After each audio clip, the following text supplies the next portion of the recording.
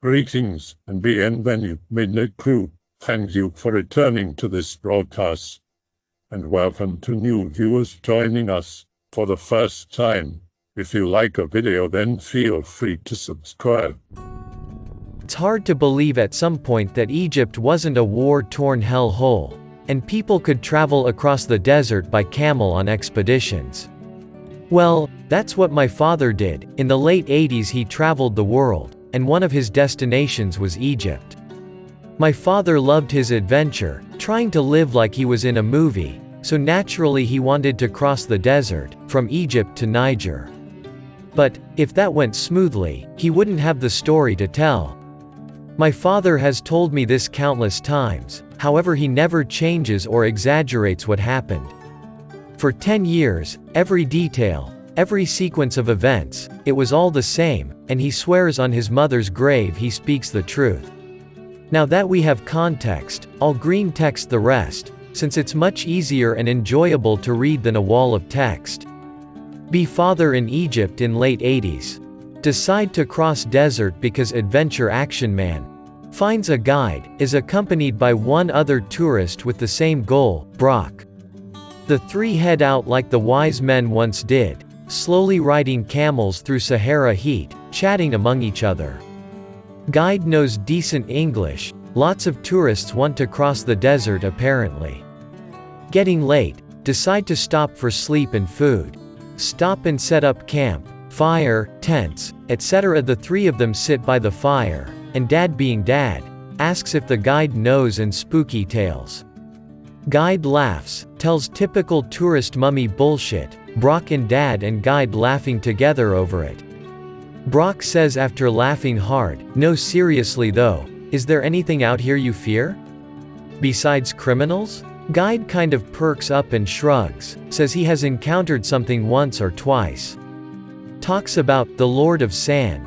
Apparently this sand creature takes the form of a tornado, and surrounds you, sucking you down into the sand. Dad thinks it's just a sandstorm or weather anomaly. Remember, 80s. Nobody knew shit because no internet, so he just laughs it off. Guide isn't laughing. Says he has seen things swallowed whole by the desert, the Lord of Sand or not. Guide's seriousness is killing the vibe and Brock notices it. Turns around and makes a dumb joke about he's glad his mother isn't there because the desert isn't big enough to suck her down. Crew gets back to fun times and eventually falls asleep. Now just so you know, camels are slow fuckers, so it's not exactly overnight my dad got to Niger, so I'm going to fast forward about 2 weeks where things get interesting. 2 weeks after event, more riding and hanging out having fun. As they ride, a sandstorm begins to hit.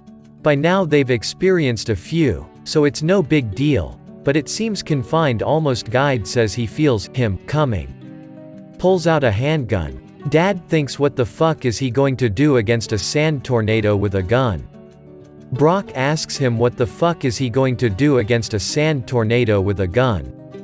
Guide tells him maybe the noise will scare him off, they don't have a lot of options. Sandstorm dies down. No tornado to be seen. Guide puts away the gun and says, "Maybe I was wrong, continue the trek until that night." Camping again and Guide says he will be here tomorrow at sunrise.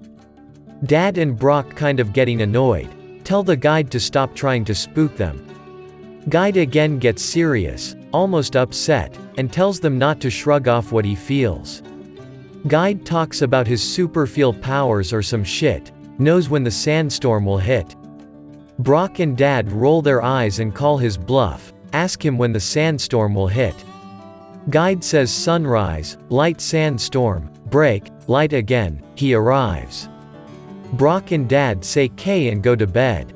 Wake up at sunrise, sandstorm. No big deal. Clears up, they head out, Guide doesn't say shit.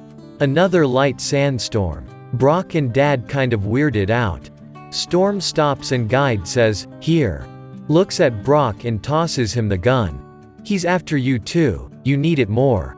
As he finishes his sentence, a slight whir can be heard. Guide says with a deadpan tone, "Good luck." Camels stop moving, freeze in place. Dad and Brock looking around.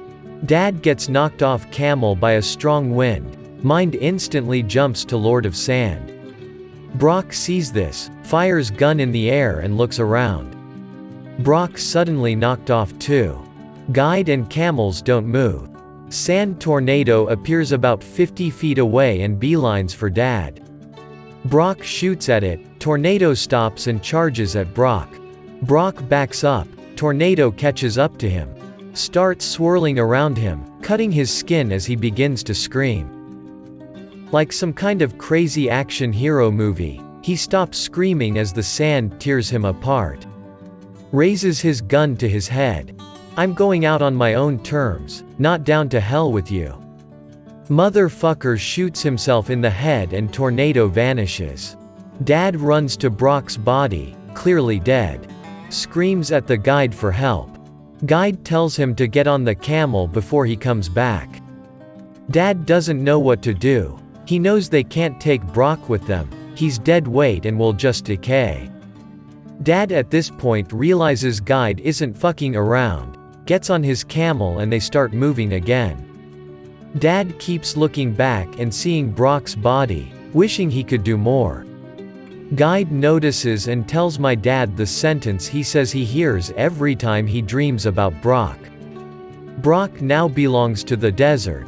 His bones will be eaten and his memory will fade. The Lord of Sand takes another victim. Be glad it wasn't you. Dad thinks he's some kind of fortune teller nuthead, but doesn't know what to believe anymore. And that's it. They rode to Niger, the guide wished him luck, and Dad found his way home eventually. Met my mom and had me. He tells me he regrets not trying to at least bury Brock, but he was scared shitless and wanted to get out of there. He doesn't ham up the story and talk about being watched or seeing the fear in Brock's eyes. He says, it happened until it didn't anymore, and the world kept spinning even though mine was crumbling apart. Hope you enjoyed his tale. I told him I was going to post it online and he told me to go for it. He has no qualms about more people knowing his story. Have a good night, X. I hope that you enjoyed tonight's broadcast.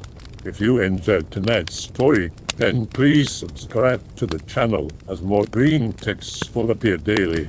A new broadcast will appear when the clock strikes midnight Central Time.